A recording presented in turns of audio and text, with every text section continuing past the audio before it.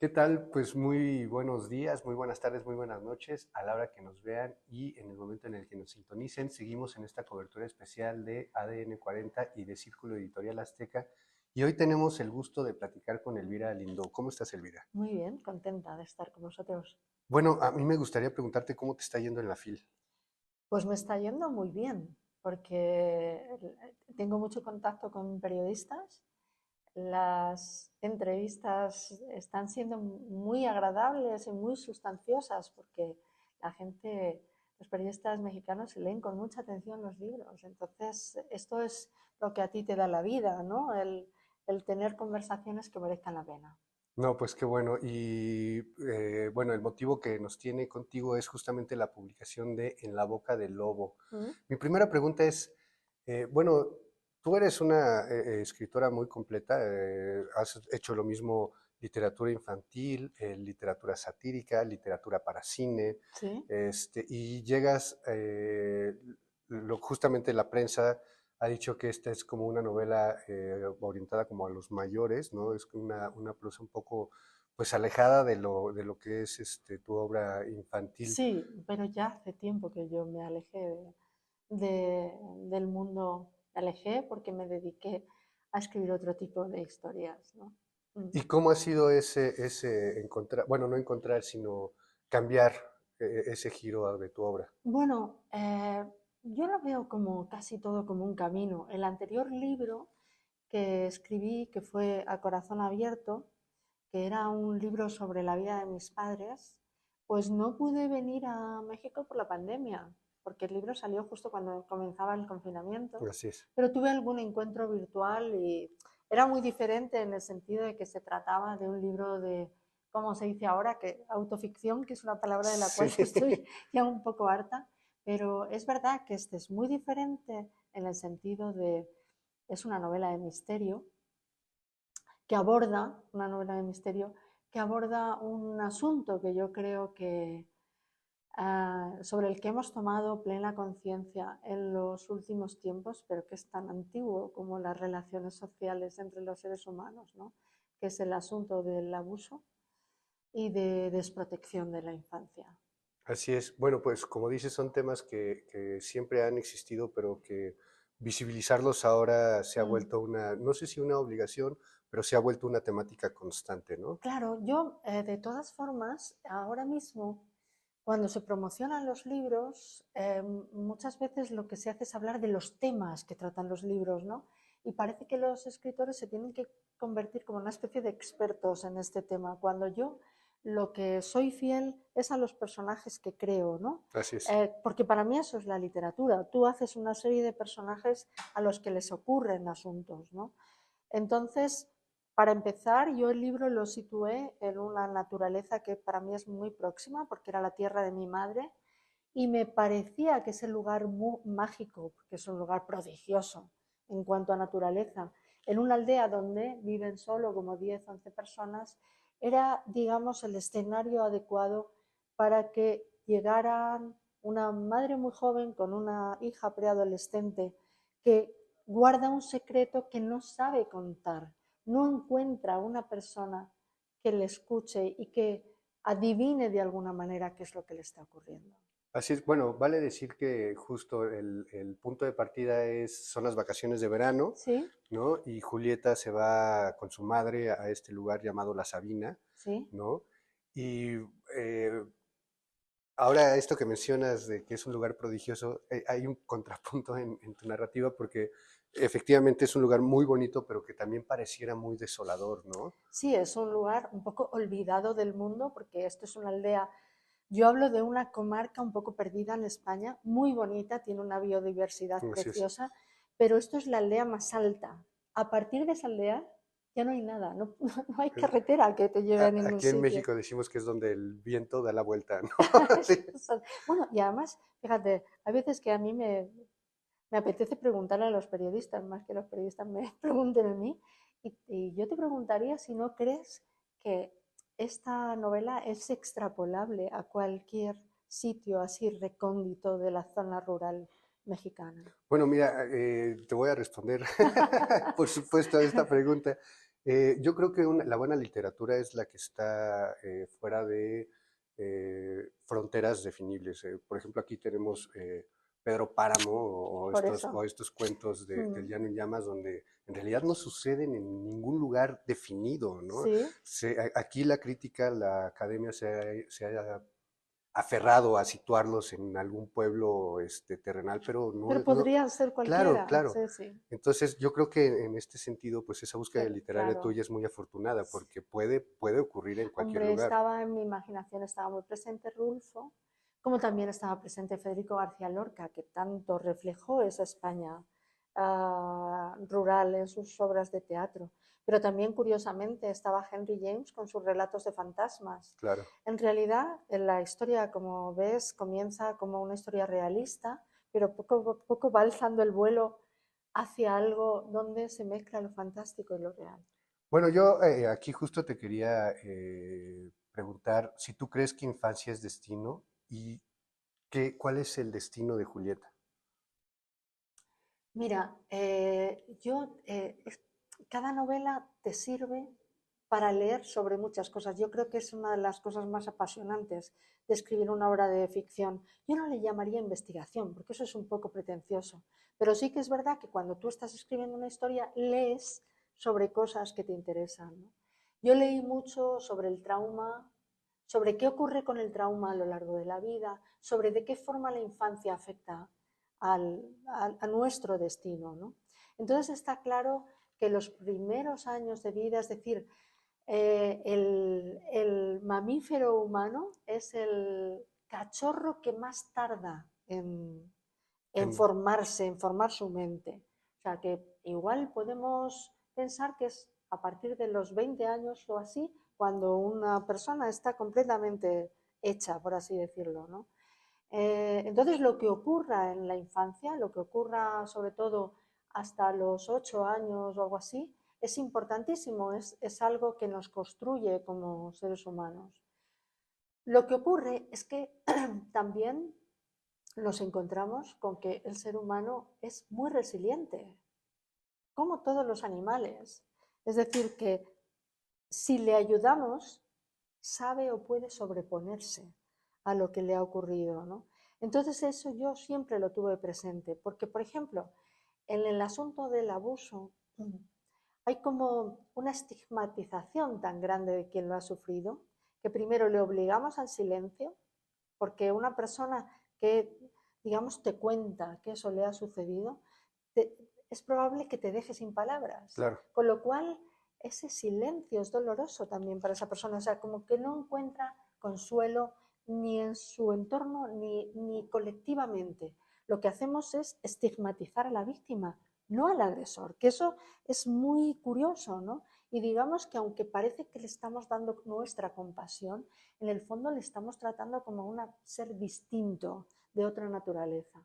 Y yo creo que quien ha sufrido lo que trata es de poder volver a integrarse en una vida normal, ¿no? Con lo cual, creo que el libro, a pesar de ser muy crudo, abre una puerta a la esperanza. Así Es es. decir, podemos convivir, podemos vivir, a pesar de que tengamos esa herida, podemos vivir con esa herida y de alguna manera aspirar a, a una existencia sosegada, ¿no? Bueno, es que no puede haber catarsis si primero no haces la peripecia, ¿no? Si primero Claro, no tienes un reencuentro y una confrontación con aquello que, pues, parte de la problemática particular de cada persona, ¿no? Entonces, en este sentido, creo que tu libro se vuelve catártico en las últimas y estremecedoras páginas que tienes. Yo quisiera preguntarte, ¿fue difícil hablar de la vulnerabilidad de la infancia de Julieta? sí, fue difícil y al mismo tiempo tú buceas en tu propia infancia, ¿no? Porque, o sea, yo pensaba, yo no he sufrido abuso sexual, pero ¿cuántas veces estuve a punto de ser víctima de alguien? O sea, yo creo que eso si todos lo pensamos, como además las cosas se dan en los entornos cercanos, si todos lo pensamos, ha habido algún momento en nuestra infancia que nos ha parecido raro, Así es. ¿no? O sea, es que creo que no, hay muy pocas personas que no hayan padecido esa cosa de decir, ah, ¿qué está pasando? Lo que pasa es que hemos tenido suerte o hemos salido corriendo o hemos salido, pero O no ha habido suerte, ¿no? o no ha habido O no ha habido suerte, o no ha suerte. habido suerte, pero cuando salías corriendo, cuando tenías las, como los reflejos a lo mejor para alejarte o la suerte de alejarte, ¿tú se lo contabas a alguien cercano? No, el niño lo ¿Lo calla. inventó? O dices, es que el niño lo está imaginando, o Exacto, o está sea, diciendo una mentira, ¿no? claro, claro. Entonces, el niño lo que suele hacer es como, es muy perceptivo a lo que sienten los adultos. Entonces, cuando sienten que le pueden tomar por mentiroso, porque la confianza del niño está en los adultos. Entonces, cuando a lo mejor esa criatura le tiene que decir a su mamá, pues tu novio te tocó la pierna, o le tiene que decir, pues mi abuelito, Se metió al cuarto, etcétera, ¿no? claro, mi tío, mi primo mayor, tantas personas que nos rodean. Entonces, creo que basta con pensar en todo lo que podía habernos sucedido, de no ser porque tuvimos buena suerte, ¿no? Entonces es algo que está muy presente en la infancia de los niños, ¿no? Yo he hablado mucho con psicólogas, concretamente una me ayudó mucho a saber sobre cómo, cómo se tratan estos. Normalmente son los adultos los que acuden al psicólogo eh, porque han estado callando toda la vida y de pronto eso brota. A veces brota porque se van a casar o porque van a tener un hijo o porque tienen difíciles relaciones sexuales. Entonces acuden por otras cosas, pero en el fondo otras cosas que les están reflejando lo que les pasó. Pues el motivante con el que no han tenido la catarsis, ¿no? En Claro. este caso, otra de las temáticas que yo vi aquí es la maternidad no deseada, Mm, ¿no? Y también es una cuestión pues muy común, las madres adolescentes, ¿no? sí, ¿Cómo fue tratar este tema? Por lo menos aquí en México suele estigmatizarse, ¿no? sí. No sé, en tu caso, cómo fue hablar pues, de esta posición de la mujer. Claro, la madre adolescente está en un estado de vulnerabilidad también tremenda, ¿no? Lo que pasa que, bueno, hay adolescentes que se sobreponen a eso y que luego son madres excelentes. O sea, que Sí, quiero claro, decir sí, sí, sí. que luego no podemos hablar en general. En el caso que nos ocupa de estos personajes, es una madre adolescente que, por supuesto, no quería quedarse embarazada, pero luego a lo largo de la vida no ha querido ser madre. Con lo cual ocurre algo extraño, que es que la hija se convierte en madre de su madre. Porque esto se da en muchos casos, porque la hija desarrolla un sentido de la responsabilidad que le faltó a la madre y empieza a cuidarla y de alguna manera a decidir por ella. Adentrándonos en la estructura de esta novela, ¿cómo te formulaste las historias adyacentes que ocurren en La Boca del Lobo? Bueno, eso es muy interesante porque, claro, es una zona rural que yo conozco muy bien, entonces sé muy bien que la gente, cómo habla la gente y luego lo bien que hablan y lo bien que pronuncian y el lenguaje tan preciso que utilizan. Date cuenta que yo iba allí muchas veces, mi familia se mudaba de un lado, se cambiaba de un lado a otro de España por el trabajo de mi padre y siempre volvíamos a ese lugar que era como el lugar sólido, donde el mundo parecía haberse detenido. Entonces yo ahí pues tuve la inmensa suerte de relacionarme con una familia que era, mi tío era el panadero de toda la comarca, mi tía la costurera, que ¿Es el panadero que suele...? bueno, claro, los oficios están inspirados en gente de mi propia familia. No son así los personajes, pero claro, yo eso lo he visto desde pequeña. Entonces, para mí era como milagroso. Mi padre se dedicaba a los números, entonces los números para mí eran algo abstracto, ¿no? yo no sabía muy bien qué es lo que hacía mi padre cuando iba a la oficina. Sin embargo, sí que sabía muy bien qué es lo que hacía mi tío cuando hacía una barra de pan. Sí que sé muy bien lo que hacía mi tía cuando hacía las magdalenas, que siguen existiendo y que se llaman Elvira. Entonces, sé muy bien que hacía mi tía, que hacía trajes, y además me parecía importantísimo que cuando llegaba la Semana Santa hacía los trajes de la Virgen. O sea, para mí era un mundo, era como si pudiera entrar en el interior de un cuento, Ok. porque todo se podía tocar. Entonces, yo le tenía tanto respeto a ese mundo que no sabía cómo llevarlo a la literatura.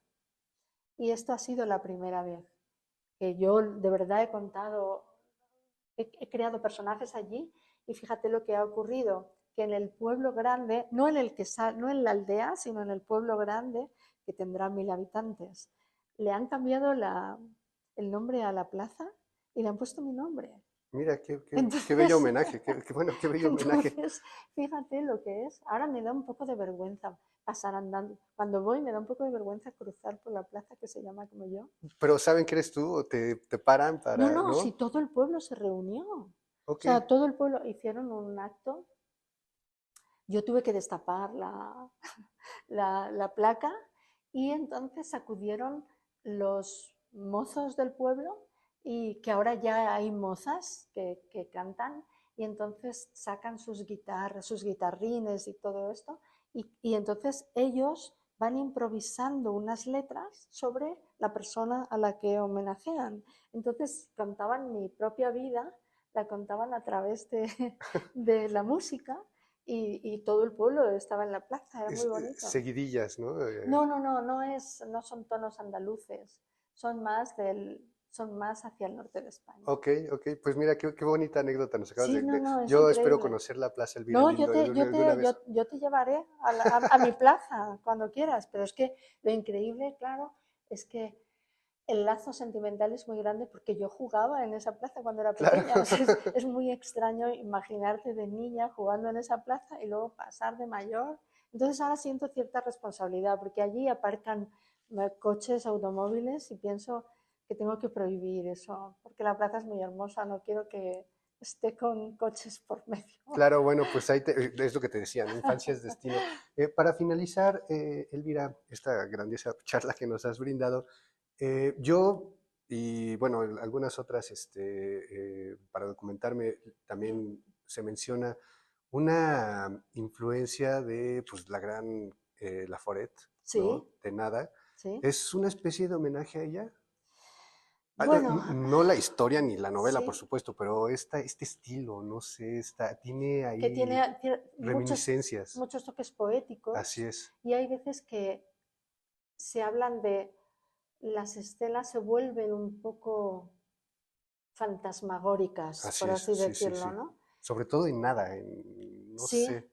sobre todo en Nada, y te voy a decir otro libro de otra mujer que parece más raro porque es más lejana, pero para mí la lectura de Frankenstein de Bueno, Mary Shelley claro, fue porque ella habla, o sea, la naturaleza se convierte como en el escenario donde todo ocurre. La prosa de Mary Shelley que tan desacomplejadamente hace que la naturaleza en, entre en la vida de los personajes fue importante. Pero por supuesto, esa rareza de nada de Carmen Laforet, que es como, es raro lo que sucede, siempre piensas, mmm, parece a veces un cuento, ¿no? De terror, ¿no? sí, Pues sí. sí, sí, fue importante para mí. Pues atmósferas desoladoras por un Sí, momento. La naturaleza no es agreste ni hostil per se, pero hay algo ahí inquietante, hay ¿no? algo Hay raro. un lobo como acechando. Sí, Entonces, bueno, pues los invitamos a que se acerquen a la obra de Elvira Lindo, por supuesto, esta última entrega de En la boca del lobo.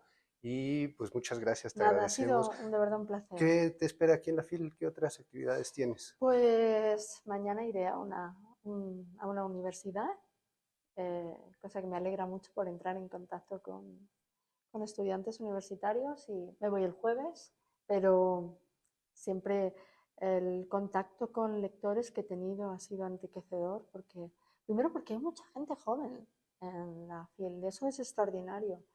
Y luego por la educación tan exquisita que tiene la gente, ¿no? Que ha leído algo tuyo y se acerca con mucho cuidado, con mucha sensibilidad. Eso yo creo que para vosotros a lo mejor es normal y no lo percibís tanto, pero la forma, digamos, el habla mexicana y la forma de relacionarse tiene como una especie de exquisitez que para los españoles y más de Madrid es nuestra forma de relacionarse, de hablar es mucho más áspera, pues no sé, te sientes tratado con una dulzura, ¿no? Bueno, pues yo nunca esperé que una persona como de la calidad de Elvira chuleara el acento chilango, pero ya está.